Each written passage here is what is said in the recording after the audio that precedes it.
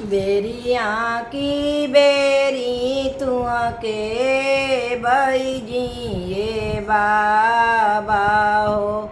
जेठ जानी रची बिया, जेठ जानी रची बिया। जेठवा के धूपवा में घोड़वा पियसी हैं हो। बरवा जाई हैं कुमिलाय, बरवा जाई हैं कुमिलाय। जब बरियतिया दुअरिया पर उतरे हो।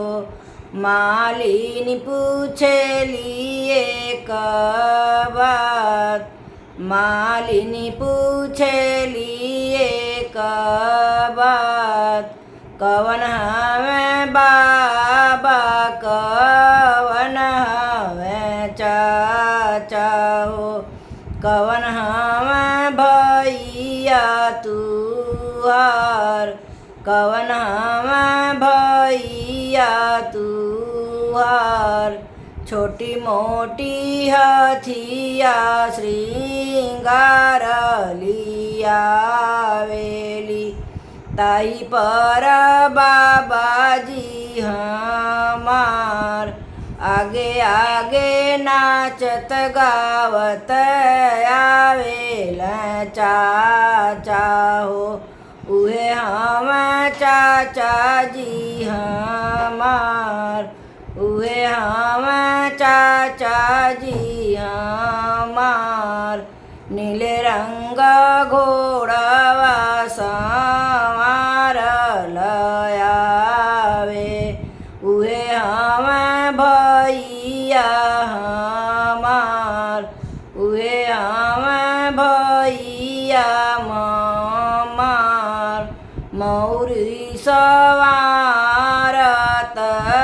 पूछला सुंदर दूल्हा। मालिनी से अरज हमार, मालिनी से अरज हमार। कवन हई सासु कमरी, कवन हई सरजी।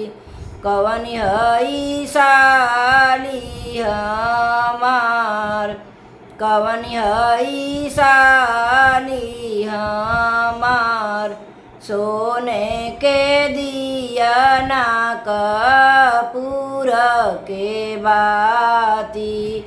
आरती के थाली ले हाथ, आरती के थाली ले हाथ। घुमाई घुमाई बाबू आरती उतारेली। उहे हई सासु तुहार, उहे हई सासु तुहार।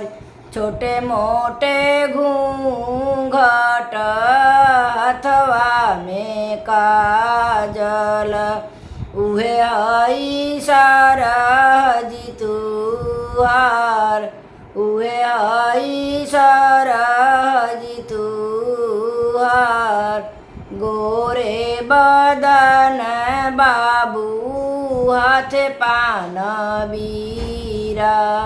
उहे हई साली तुहार, उहे हई साली तुहार। बेरियाँ की बेरी तुहके बरिजी ये बाबा हो। जेठ जानी रची बिया, जेठ जानी रची बिया।